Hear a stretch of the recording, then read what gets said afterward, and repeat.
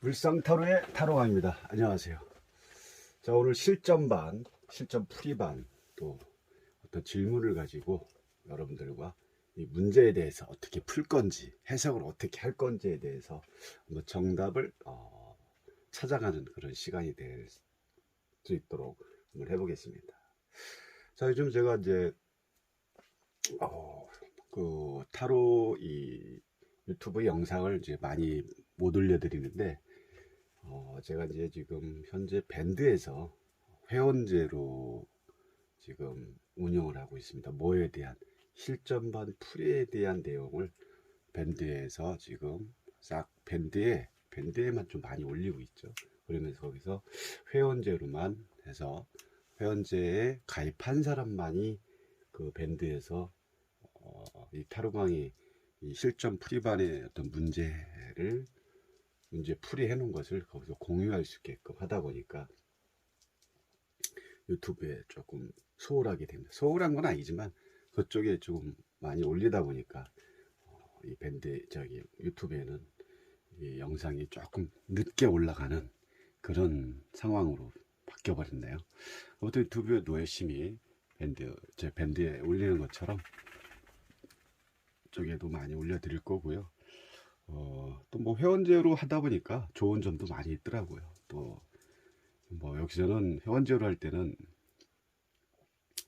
이 문제 실전에 대한 부분을 필요로 하시는 분들이 많이 계시다 보니까 그런 분들만 들어오셔서 자기 필요한 거를 이 문제 풀이하는 방법에 대해서만 보시다 보니까 오히려 이런 분들은 뭐 속편하게 이렇게 또 볼 수도 있는 거고, 또 제가 이제 제 유튜브를 하는 이유가 뭐 구독자를 올리기 위해서 이런 하는 거는 전혀 아니거든요.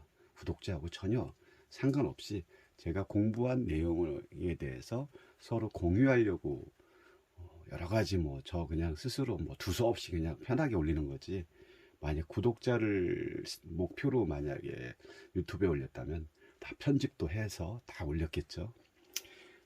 아무튼 그 유튜브를 통해서 이 타로강의 실전 풀이반에 대한 부분에 궁금증이 있으신 분들이 많이 계셨기 때문에 저도 밴드 회원제로 밴드에서 회원제로 할 수밖에 없었던 그런 상황이 됐고요. 아무튼 오늘 그 질문은 이따가 마지막 편에 이제 다시 말씀드리겠지만 임상을 했던 부분에 대해서 말씀드리는 거거든요. 아무튼 지금까지 저희 타로를 스프레드하고 스토리텔링 할 때 이 키워드 방식으로만 했던 그런 내용하고 이 물상 쪽으로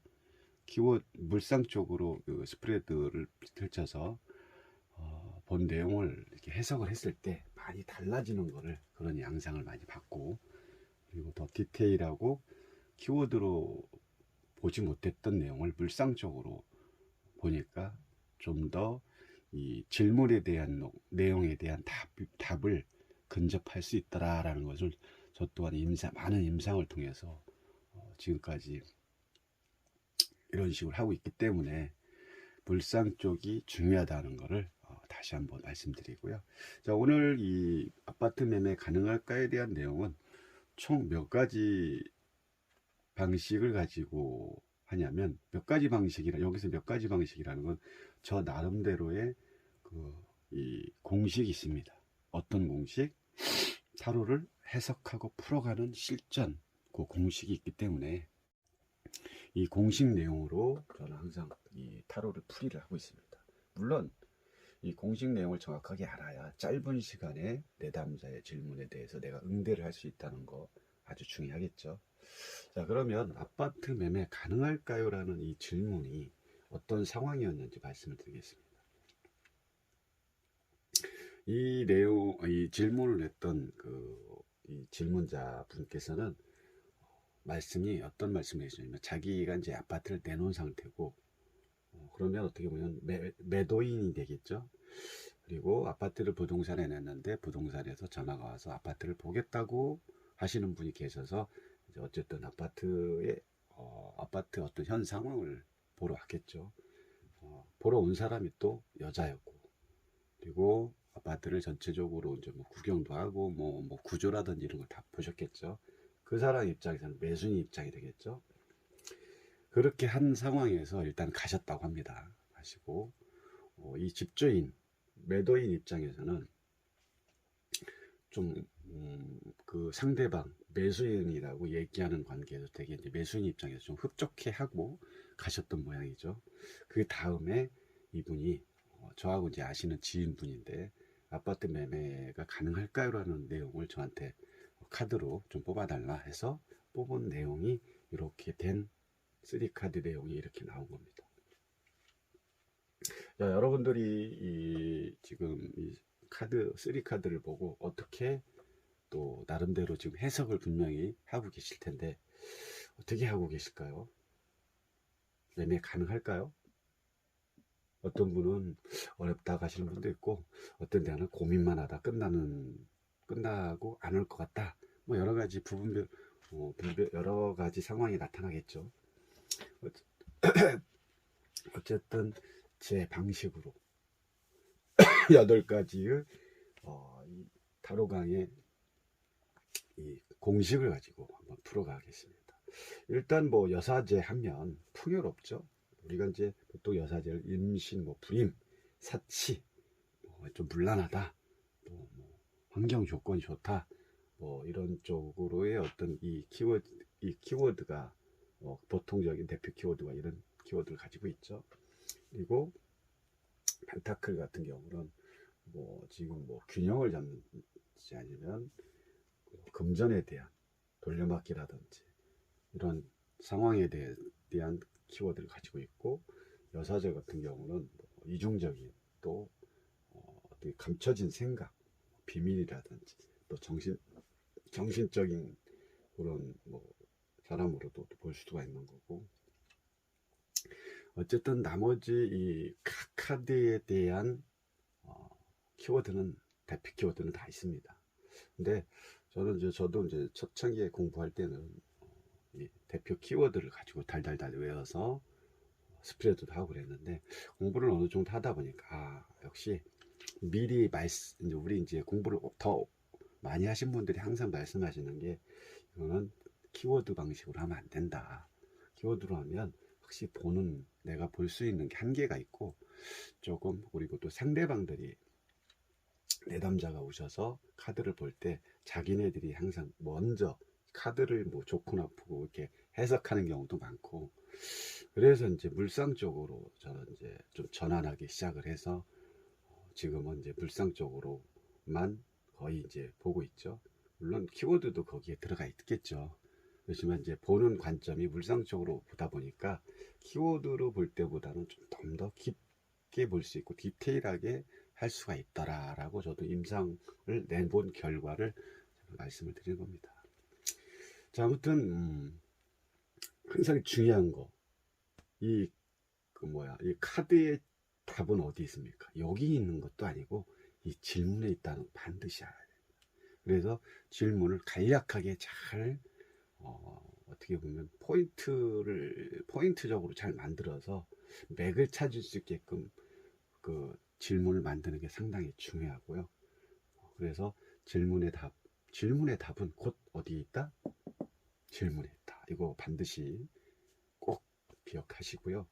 항상 질문을 받을 때는 질문에 대한 그 내용을 간략하게 잘 추려서 그 맥을 잡을 수 있는 질문을 만드셔야 됩니다.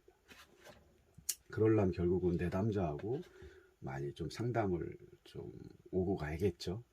그냥 무조건 와가지고 뭐 내담자들은 이렇게 얘기를 하지 않거든요. 막 자기 얘기를 해놓은 상태에서 상담자가 그 질문을 만들어 가야 되는 상황이기 때문에 그 상담자 입장에서는 질문을 잘 간략하게 압축해서 만들 필요가 분명히 있다는 거 말씀드리고요. 제가 항상 말씀드립니다. 타로 카드는 숨은 그림 찾기다라는 그런 얘기를 많이 합니다. 저 나름대로 또 이 타로에 대해서 해석을 통해서 해석을 하는 일이 실전발을 많이 하다 보니까 저 나름대로 만들어진 저 나름대로의 어떤 법칙이라고 할까요? 타로는 숨은 그림 찾기다 라고 제가 나름대로 만들어진 저 나름대로의 그 뭐라고 할까요? 규칙 속의 그 내용이라고 또 볼 수가 있는 건데, 아무튼 그 타로 속에 숨겨진 내용, 이 카드 속에 숨겨진 내용을 얼마만큼 내가 보는 시야에 따라서, 관점에 따라서 또 이 내용들이 달라진다는 뜻이죠. 우리가 이제 타로를 처음 배우실 때 이 카드를 보면 뭐부터 떠올라? 그냥 키워드만 보고 그냥 해석하거든요. 그러다 보면 스토리텔링이 잘 안 되고, 또 지금 타로 공부를 하시는 분들을 얘기를 들어보면 저는 스토리텔링이 잘 안 돼요, 이런 말을 상당히 많이 하십니다. 그런 이유가 뭐냐면 그냥 대표 키워드만 이미지화 시켜서 카드를 딱 펼쳤을 때 내 눈에 딱 뒤집어서 딱 이렇게 펼치자마자 키워드가 먼저 떠오른다는 거죠. 그러니까 이 키워드를 먼저 떠올리다 보니까 이 전체적인 흐름의 맥락을 잘 못 잡는 거예요.